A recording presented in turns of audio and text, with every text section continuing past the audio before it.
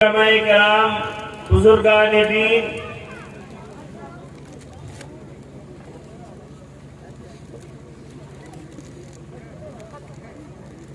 آج اس وقت آپ اپنے گاؤں رسول پور میں اس پنڈال میں موجود ہیں۔ اگر آپ اس وقت یہاں نہ ہوتے تو یقیناً اپنے گھروں میں، اپنے کمروں میں اور اپنے بستروں پر آرام فرما رہے ہوتے۔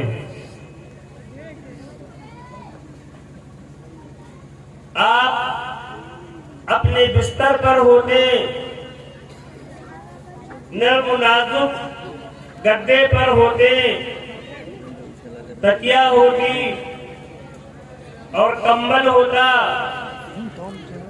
اور آپ میٹھی اور گہری نیند کے مزے لے رہے ہوتے۔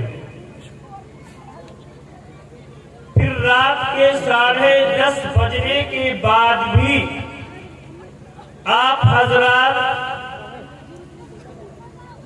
اس پنڈال میں جمع ہیں۔ آخر وجہ کیا ہے؟ تو اس کی صاف وجہ یہی معلوم ہو رہی ہے کہ آپ رحمت دو عالم جناب محمد الرسول اللہ صلی اللہ علیہ وسلم کی محبت میں اپنے گھروں کو، اپنے بستروں کو اور اپنی میٹھی نیند کو قربان کر دیا کہ آج ہمارے گاؤں میں جلسہ سیرت النبی صلی اللہ علیہ وسلم اور اصلاح معاشرہ کے عنوان سے ایک پروگرام منعقد کیا گیا ہے، جس میں قرب و جوار سے اور دور دراز سے بھی علماء کرام تشریف لائے ہیں، اور اس پنڈال میں اللہ کی اور اللہ کے رسول کی باتیں ہوں گی، پیارے نبی کی شریعت کا تذکیہ ہوگا، پیارے رسول صلی اللہ علیہ وسلم کے غلاموں کی باتیں ہوں گی۔ لہذا ہم اللہ کے رسول کے امتی ہونے کے ناطے سے، ہم اللہ کے رسول کے سچے غلام ہونے کے ناطے سے اپنے بستروں پر اپنا وقت نہیں گزار سکتے۔ اب اپنے بستروں کو اور گھروں کو چھوڑ کر رات کا، آج کا یہ ہمارا وقت اس پنڈال میں اللہ کی اور اللہ کے رسول کی باتیں سننے میں گزرے گا۔ اس مقصد کے تحت ہم اور آپ حضرات یہاں پر جمع ہوئے ہیں۔ ہماری مائیں بہنیں بھی بڑی کثیر تعداد میں ہیں۔ اللہ تبارک و تعالی ان کی یہاں آنے کو، بیٹھنے کو، جمع ہونے کو بے انتہا قبول فرمائے۔ ہم سب کے بزرگ محترم باوقار عالم دین حضرت مولانا محمد حبیب صاحب قاسمی مدد اللہ العالی ابھی خطاب فرما رہے تھے، صدارتی کلمات اور نصیحت آپ حضرات کو ہم کو دے رہے تھے۔ اب حضرت رخصت ہو رہے ہیں، حضرت کی دعائیں ہم سب کو ملی ہیں۔ انشاءاللہ یہ جلسہ کامیابی کے ساتھ اختتام کو پہنچے گا اور حضرت کی دعاؤں میں ہم سب کا حصہ رہے گا۔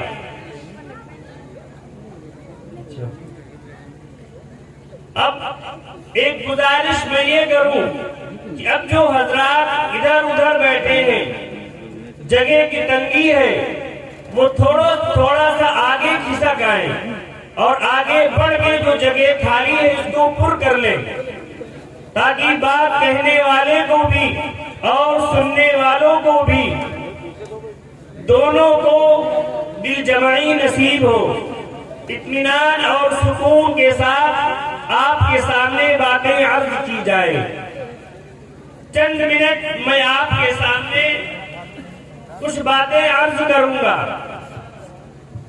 قرآن مقدس کی جو آیت کریمہ میں نے تلاوت کی، یا ایھا الذین آمنوا قوا انفسکم واہلیکم نارا، اللہ رب العزت نے اس آیت کریمہ میں صاف صاف یہ اعلان فرمایا اور اپنے ایمان والے بندوں کو مخاطب کیا، اور مخاطب کر کے اللہ نے فرمایا قوا انفسکم، اپنے آپ کو بچاؤ، وَأَهْلِيكُمْ، اور اپنے اہل و عیال کو، قوا انفسکم وَأَهْلِيكُمْ نارا، اپنے آپ کو اور اپنے اہل و عیال کو آگ سے بچاؤ، جہنم کی آگ سے محفوظ کرو اپنے آپ کو بھی اور اپنے اہل و عیال کو۔ بعد نماز مغرب سے یہ پروگرام چل رہا ہے۔ ابھی عشاء کی نماز کے بعد میں نے بھی آپ کی گاؤں کے مدرسے کے طلباء اور طالبات کا کچھ پروگرام دیکھا اور سنا، تو یہ بات صاف محسوس ہوئی کہ آپ حضرات نے اپنے بچوں کو اور اپنی بچیوں کو علم دین حاصل کرنے کے لیے موقع دے رکھا ہے۔ یہ ہماری اور آپ کی بڑی کامیابی ہے۔ کامیابی اس لیے ہے کہ اس وقت پوری دنیا میں اور خصوصاً ہمارے ملک بھارت میں ہم مسلمانوں کی تہذیب کو مٹانے کی کوشش کی جا رہی ہے، ہم سے ہمارا ایمان چھیننے کی کوشش کی جا رہی ہے، ہم سے ہماری شریعت کو چھیننے کی کوشش کی جا رہی ہے۔ اگر آج ہم اپنے چھوٹے بچوں کو مدرسے اور مسجد میں بھیج کر دینی تعلیم حاصل کرنے کا وقت دے رہے ہیں تو انشاءاللہ ان دشمنوں کے سارے منصوبے ناکام ہوں گے، اور ہماری آنے والی نسل اللہ کو بھی پہچانے گی، رسول اللہ کو بھی پہچانے گی، دین اور ایمان اور یقین کے ساتھ اس دنیا میں زندہ رہے گی۔ کیوں؟ ہم نے ابھی سے اس کا بندوبست کیا ہے، ہم نے فکر کی، ہم نے کوشش کی کہ لاکھ تم ہماری تہذیب ہم سے چھیننا چاہو، لیکن ہم تو اپنے معصوم بچوں کو پہلے ان کا ایمان اور عقیدہ مضبوط کرنے کے لیے اپنے گاؤں کی مسجد میں بھیجیں گے اور اپنے گاؤں کے مکتب میں بھیجیں گے، جہاں وہ اللہ کو پہچان لیں گے، رسول اللہ کو پہچان لیں گے، قبر پر، حشر پر، جنت پر، دوزخ پر، فرشتوں پر، مرنے کے بعد دوبارہ زندہ ہونے پر ایمان لے آئیں گے۔ اب یہ بچے ہمارے بڑے ہونے کے بعد اگر اسکول میں بھی پڑھیں گے، کالجوں میں بھی پڑھیں گے، ان کے اندر اور تھوڑی خرابیاں تو پیدا ہو سکتی ہے، کچھ ان کا نظام چینج ہو سکتا ہے، لیکن تم زبردستی ہمارے ان بچوں کے سینے سے ایمان نہیں نکال سکتے۔ اس لیے کہ ہم نے بچپن میں ان کے سینے میں ایمان اور عقیدے کو مضبوط کر دیا ہے، ہم نے وحدانیت کی تعلیم دی ہے ان کو، ہم نے ان کو بتایا ہے کہ دنیا میں کرنے دھرنے والی ذات صرف اللہ کی ہے، ہم نے ان کو بچپن میں بتا دیا ہے کہ ہمارے لیے بھوکے رہنا آسان ہے، ہم کو تڑپ تڑپ کر اینڈیاں رگڑ رگڑ کر مرنا آسان ہے، لیکن ہم کو اپنے ایمان سے سودا کرنا منظور نہیں۔ ہم بھوکے رہ سکتے ہیں، ہم فاقہ کر سکتے ہیں، اس لیے کہ ہم اس پیغمبر، اس نبی کے غلام ہیں کہ جن کے غلاموں کے بارے میں تاریخ کے صفحات میں یہ بات بڑے بڑے لفظوں میں لکھی ہے کہ 7 نبوی میں محرم کے مہینے میں جب مکے کے لوگوں نے اللہ کے رسول کی زندگی اور پیارے نبی کے دوستوں کی زندگی کو تنگ کرنا شروع کیا اور چاروں طرف سے دشمنی کا اظہار کرنا شروع کیا اور سارا مکہ اللہ کے نبی کا دشمن ہوا، اللہ کے رسول کے غلاموں کا دشمن ہوا اور قید کر دیا، ایک پہاڑی میں ایک غار میں قید میں رہنے پر مجبور کر دیا اور اس میں کھانے پینے کا سامان نہیں دیا، کوئی غلہ اناج کوئی اگر راشن اس غار تک پہاڑ تک پہنچانا چاہتا تو مکے کے وہ لوگ جو اللہ کے دشمن تھے، جو رسول اللہ کے دشمن تھے، وہ راستے پر پہرے بٹھائے رکھے تھے، خبردار اناج کا کوئی ٹکڑا کوئی غلہ کوئی راشن کوئی چیز ان نبی کے ساتھیوں تک محمد تک نہیں پہنچ سکتی۔ سارے مکے کے لوگوں نے منصوبہ بنا لیا، طے کر لیا، بیٹھ کر مشورہ کر لیا کہ اب محمد کو اور ان کے ساتھیوں کو یوں ہی بھوکا مرنے دو۔ 3 سال اس گھاٹی میں مسلمان قید رہے، کھانے پینے کے سامان وہاں پر ختم ہو گئے، درختوں کے پتے چبا کر مسلمان دن گزارنے لگے، اس گھاٹی میں رہنے والے بچے بھوک سے بلک بلک کر دم توڑنے لگے، رونے لگے اور معصوم بچے ماں کی گود میں بھوک سے تڑپنے لگے۔ پھر چند دنوں کے بعد ایام حج کے موقع پر جب ایک دن کے لیے پابندی ہٹائی گئی اور اس غار سے اس پہاڑ سے اللہ کے نبی کے ساتھی صحابہ کرام آپ کے وفادار غلام باہر آئے، جو قید و بند کی صحبتیں برداشت کر رہے تھے، جو جیل کی طرح زندگی گزار رہے تھے، جن کے پاس کھانے کا سامان نہیں تھا، جن کے پاس کوئی راشن اناج غلہ نہیں تھا، جو بھوکے زندگی گزار رہے تھے، ان کے گال دھس گئے، ان کی آنکھیں اندر کو دھس گئی، قدم لڑکھڑا رہے تھے، کمزوری تھی، چکر آ رہا تھا، گش کھا کر گرنے کے قریب تھے۔ جب دشمنوں نے ان کی یہ غربت دیکھی اور دشمنوں نے ان کی یہ کمزوری دیکھی، ان کی دھسی ہوئی آنکھیں دیکھی، ان کے پچکے ہوئے گال دیکھے، ان کے لڑکھڑاتے ہوئے قدم دیکھے تو انہوں نے قہقہے لگائے اور خوشی کی، ٹھٹھا مارا۔ تو ان مسلمانوں نے اور ان نبی کے غلاموں نے اور اس قید میں رہنے والے نبی کے ساتھیوں نے ان کو مخاطب کر کے کہا، او لوگوں سنو، تم ہماری کمزوری کو دیکھ کر، ہماری بھوک کو دیکھ کر، ہمارے چہرے ہوئے چہروں کو دیکھ کر تم یہ سمجھ رہے ہو کہ ان کو بھوکے مارنے پر مجبور کریں گے تو یہ محمد کا ساتھ چھوڑ دیں گے؟ تم دھوکے میں ہو، تم غفلت میں ہو۔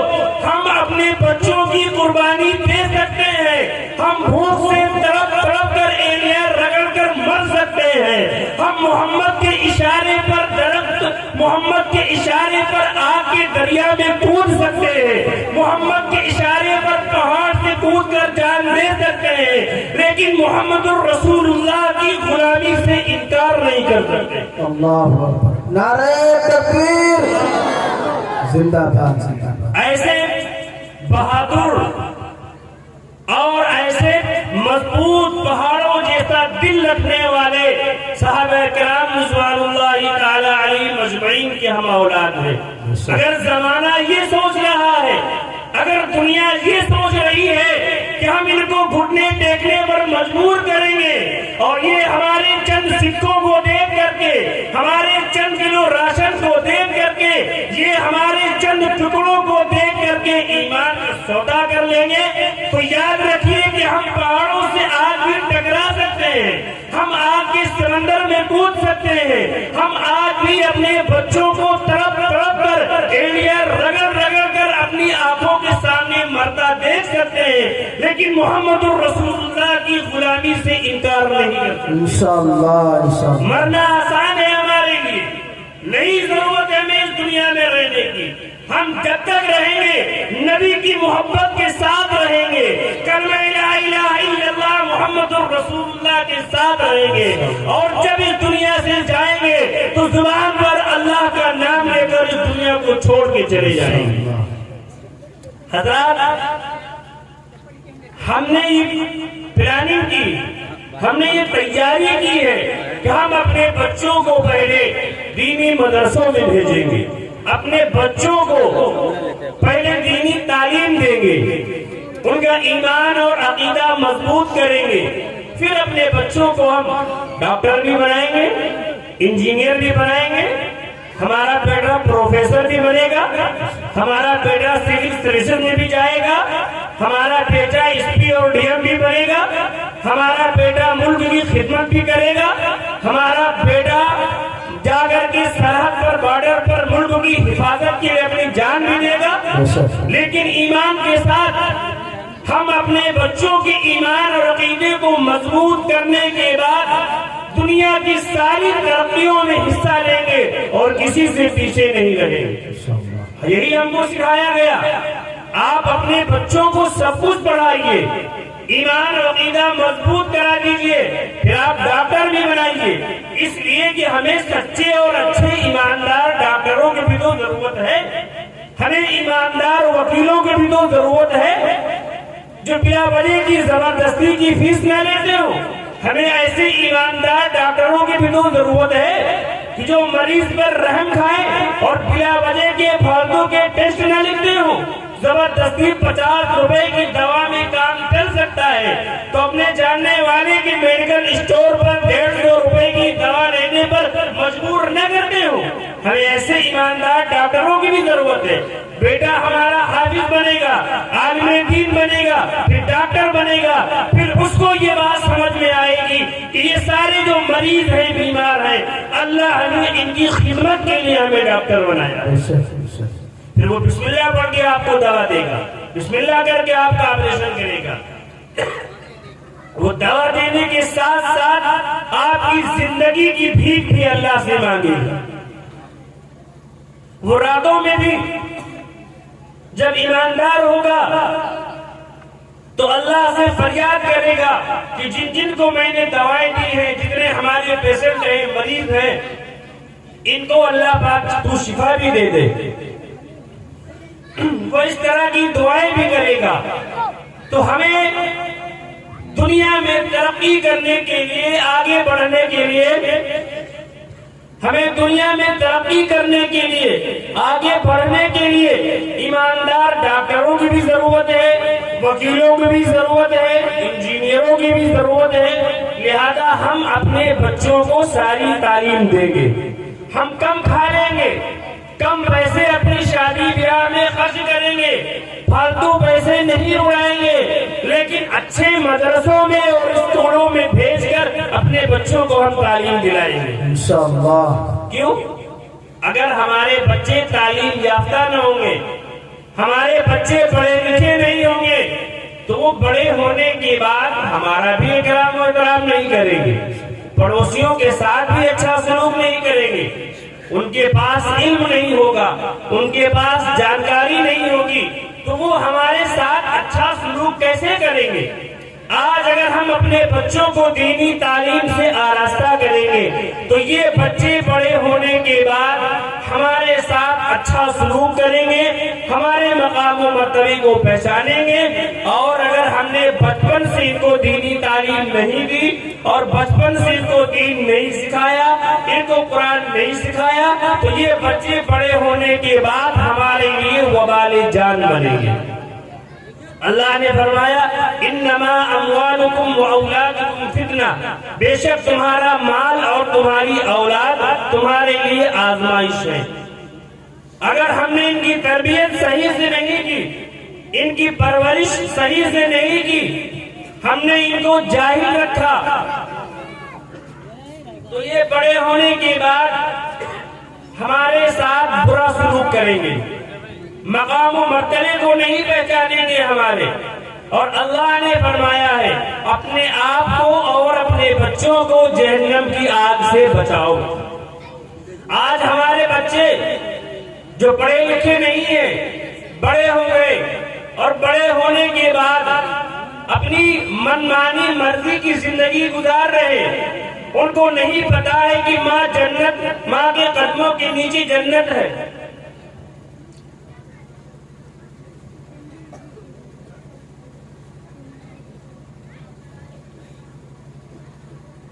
उनके पास इल्म नहीं, उन्हें नहीं पता कि माँ के कदमों के नीचे जन्नत है और बाप जन्नत का दरवाजा है। अल्लाह के रसूल ने फरमाया जिसके माँ बाप नाराज हैं, अल्लाह भी उससे नाराज है। بچہ ہمارا پڑھا لکھا نہیں، کبھی مدرسے نہیں بھیجا، کبھی حافظ جی کے پاس مصباح العلوم نہیں گیا، تو وہ کیا جانے گا؟ وہ بڑا ہونے کے بعد اپنے باپ سے کہے گا کیا کیا تم نے ہمارے ساتھ، کیا کر دیا تم نے ہمارے ساتھ، کیا کیا؟ اور اگر پڑھا لکھا ہوگا، دینی شعور رکھتا ہوگا، تو وہ بچہ ہمارے آگے ہمیشہ جھکا رہے گا، فرما برداری کرے گا، اور وہ ہر وقت اس بات کی کوشش کرے گا کہیں اماں ناراض تو نہیں ہو گئی، کہیں ابا ناراض تو نہیں ہو گئی۔ آج ہم میں سے ہر ایک کو شکایت ہے، بچے کی شادی کر دی اور شادی کرنے کے بعد 2 ہی مہینے کے بعد بیٹا الگ ہو گیا، 2 ہی مہینے کے بعد اماں ابا سے بات کرنا چھوڑ دیا، اماں ابا سے جھگڑا شروع ہو گیا اس کا۔ وہ ماں باپ جنہوں نے بچپن میں کتنی محبتوں سے پالا تھا، بڑے ہونے کے بعد ہمارے یہ بچے کیوں ہم سے خفا؟ ہم نے ان کو دینی تعلیم نہیں دی، ہم نے ان کو اچھا ماحول نہیں فراہم کیا، اس لیے ہمارے بچے بڑے ہونے کے بعد بگڑ رہے ہیں۔ ہم اپنے بچوں کو بھی دینی تعلیم دیں اور اپنی بچیوں کو بھی دینی تعلیم دیں، تاکہ ہماری بیٹیاں جس گھر کی زینت بنے، جس گھر کی بہو بنے، تو وہاں ہماری بیٹی کے قدم پڑنے کے بعد اس گھر میں خوشحالی آ جائے۔ اگر آپس میں نہ بنتی ہو تو سب میں بننے لگے، آپس میں لوگ میل محبت سے رہنے لگے، نہ کہ ہماری بیٹی گھر میں جا کر مالکن بننا چاہے، پورے گھر پر قبضہ کرنا چاہے، یا اپنے شوہر کو اپنی مٹھی میں کرنا چاہے، اور اپنے ساس سسر یا اپنے شوہر کے ماں باپ سے اس کے بیٹے کو جدا کرنا چاہے۔ دینی شعور نہ ہونے کی بنا پر، معلومات نہ ہونے کی بنا پر ہماری بہنیں بھی یہی سمجھ رہی شادی ہونے کے بعد کہ پورا کا پورا اختیار اس شوہر پر ہمارا ہے۔ سوچو تو ذرا سا بہنوں، تم ابھی 20 سال 25 سال تک اس کی خدمت کون کر رہا تھا؟ یہ نوجوان بیٹا جو آج تمہارا شوہر بنا ہے، یہ ابھی 25 سال تک اس کے کپڑے کون دھوتا تھا؟ اس کے لیے خدمت کون کرتا تھا؟ کھانا کون گرم کر کے دیتا تھا؟ یہ جب کہیں سفر میں ہوتا تھا، لکھنؤ بارہ بنکی گیا ہوتا تھا، تو کیا اس جوان کی بوڑھی ماں مسلح بچھا کر اپنے جوان بیٹے کی صحیح سلامتی کے ساتھ واپس آنے کی دعائیں نہیں کرتی تھی؟ کیا بہنیں رات دن اپنے جوان بھائیوں کی حفاظت کی دعائیں نہیں کرتی تھی؟ کیا بہنیں اپنے بھائیوں سے محبت نہیں کرتی تھی؟ آج شادی ہونے کے بعد تم نے یہ سمجھ لیا کہ اب سارا کا سارا حق ہمارا ہے، یہ بہن کے بعد بیٹھ نہیں سکتا، یہ ماں کے کمرے میں 5 منٹ بیٹھ کے بات نہیں کر سکتا، جب گھر میں قدم رکھے تو سیدھا ہمارے کمرے میں آئے۔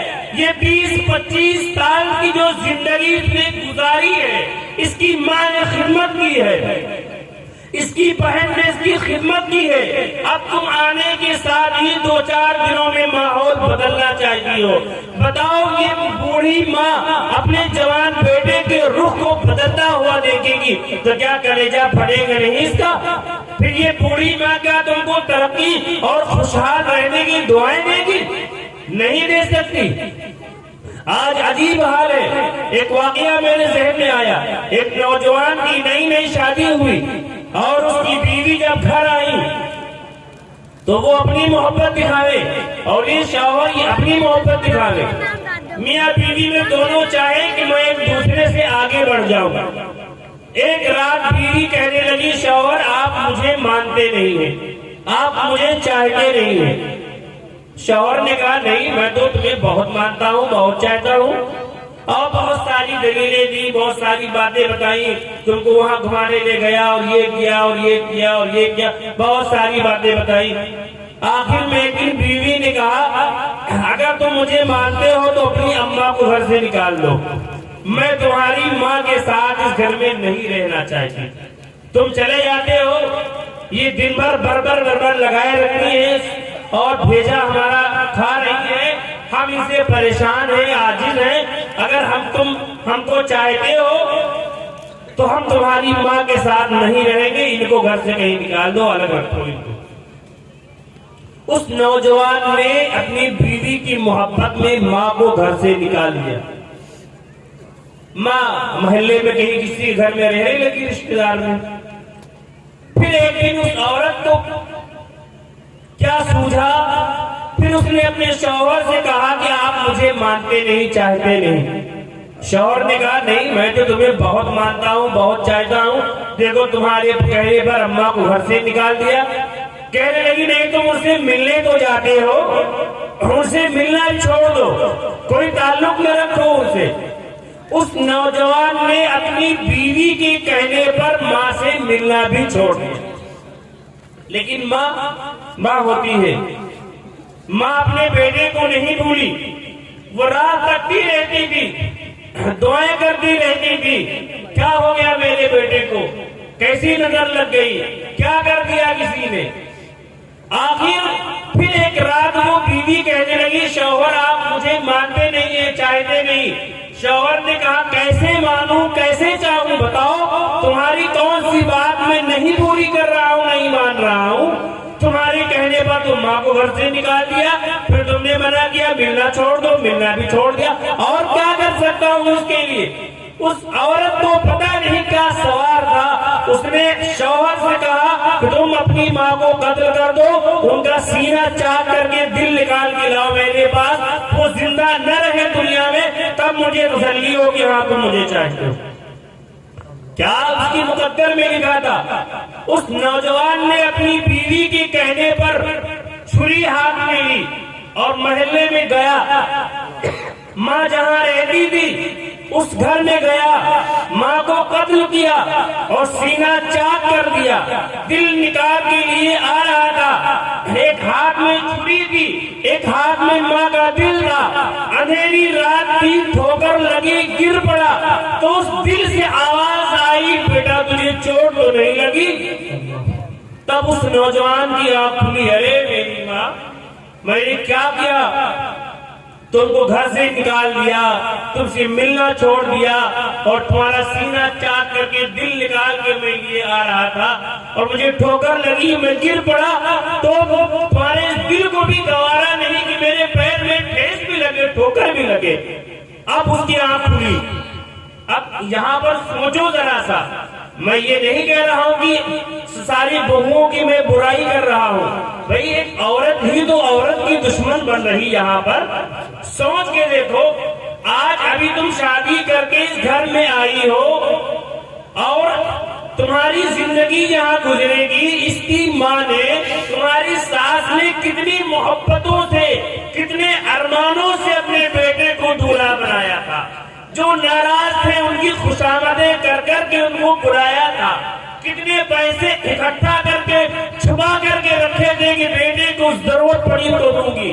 کتنی محبتوں سے, نازوں سے اپنے بیٹے کو دولہا بنایا تھا, اور تم کو دلہن بنا کر اپنے گھر رخصت کرا کے لے کے آئی تھی. اگر تمہاری ساس تم کو پسند نہ کرتی ہوتی تو تم کیسے اس گھر کی زینت بنتی. اور آنے کے بعد آج ہی تم نے اس عورت کا جس نے 25 سال 20 سال اس نوجوان کو پالا تھا, اس کو جدا کرنے لگی, اپنا پورا قبضہ ظاہر کرنے لگی. ارے چند دنوں کے بعد اللہ پاک تمہیں بھی خوشیاں دے گا, تمہاری بھی زندگی آگے بڑھے گی, تمہارے گھر میں آنگن میں خوشیاں آئیں گی. تم بھی جب ساس بننے کے لائق ہو جاؤ گی, تم بھی کسی دوسرے کو اپنی بہو بنا کے لاؤ گی. ذرا سوچو کہ تم جب کسی کو اپنی بہو بنا کے لاؤ گی, اس وقت تمہارے ذہن میں کیا کیا خیالات ہوں گے کہ ہماری بہو کیسی ہو. جو باتیں تمہارے ذہن میں آئیں اس وقت کہ ہماری بہو کیسی ہو, تم وہی سلوک کرو اپنی ماں کے ساتھ, اپنی ساس کے ساتھ. آج اگر تم نے اپنی ماں کو بوڑھی ڈوڑی اور ہبڑی اور کھٹری بنایا, اور ان کی عزت نہیں کی, احترام نہیں کیا, اور شوہر کو بھی بہکا کر کے ماں سے الگ کیا, تو قسم خدا کی تمہارے شوہر کا بھی مقدر پھوٹ گیا.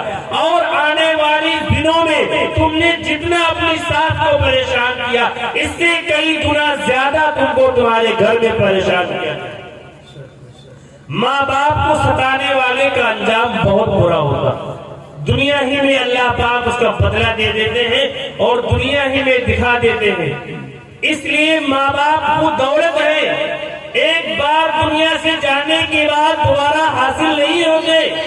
تم دنیا کی لاکھوں چیزیں حاصل کر سکتے ہو، تمہاری قیمتی گاڑی اگر چوری ہو جائے، تمہاری گھڑی کھو جائے، گر جائے، چوری ہو جائے، تمہارے گھر پر کوئی دوسرے قبضہ کر لے اور کچھ بھی تمہارا نقصان ہو جائے، اس کی بھرپائی ہو سکتی ہے۔ تم گاڑی دوبارہ خرید سکتے ہو، گھڑی دوبارہ خرید سکتے ہو، اپنا گھر دوبارہ بنا سکتے ہو، پلاٹ دوبارہ خرید سکتے ہو، تم سب کچھ کر سکتے ہو، لیکن ماں اور باپ کی دنیا سے چلے جانے کے بعد تم سر پٹک پٹک کر مر جاؤ گے، لیکن ماں کی ممتا کو ترس جاؤ گے۔ اللہ اکبر۔ کوئی تم کو بیٹا کہہ کر پکارنے والا نہیں ملے گا۔ وہ ماں تم جب رات کی 11-12 بجے اپنی جوانی کے دنوں میں محلوں میں گلیوں میں گھوم کر وقت گزار کر 12 بجے رات میں آتے ہو اور کنڈی بجا کر ایک آواز کہتے ہو اماں، تو اماں وہ ہے کہ تم سے تمہارا نام نہیں پوچھتی۔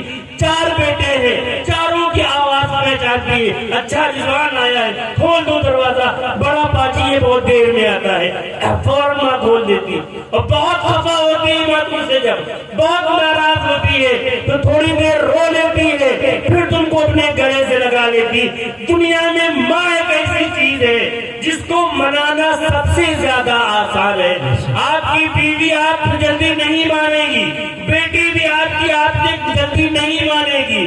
آپ کا سگا بھائی جو 30 سال سے آپ کے ساتھ میں زندگی گزار رہا ہے، جو ایک ہی ماں کی کوکھ میں پڑا ہے، وہ تم سے بات نہیں کرے گا، روٹا رہے گا۔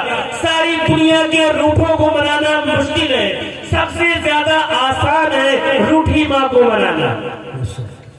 اگر ہم نے ابھی اپنی آنکھیں نہ کھولی اور ابھی ہم نے اپنے ماں باپ کے مقام و مرتبے کو نہ پہچانا اور دنیا سے یوں ہی چلے گئے تو ایک صاف مسئلہ ہے۔ قرآن و حدیث کا صاف یہ اعلان ہے۔ اللہ کے نبی نے فرمایا ماں باپ تمہاری جنت ہے یا جہنم۔ اگر ماں باپ تم سے خوش ہیں تو تم جنت کے حقدار ہو، اور اگر تم سے ماں باپ ناراض ہیں تم پڑھتے رہو، تم کرتے رہو عمرے، تم پھر صدقہ خیرات کرتے رہو، تم پھر بانٹتے رہو دوسروں کو۔ اگر ماں ناراض ہے، باپ ناراض ہے تو اللہ پاک بھی تم سے ناراض رہیں گے، اللہ پاک بھی تم سے خوش نہیں ہوں گے۔ لہذا وقت کافی زیادہ ہو گیا ہے، زیادہ لمبی بات میں نہیں کروں گا۔ 2 باتوں پر میری آپ دھیان دیجئے۔ ایک یہ بات کہ ساری دنیا مل کر ہم سب کو مٹانے پر تلی ہوئی ہے۔ ہماری تہذیب ہم سے چھیننا چاہتی ہے، ہماری شکل ہم سے چھیننا چاہتی، ہماری پہچان ہم سے چھین لینا چاہتی۔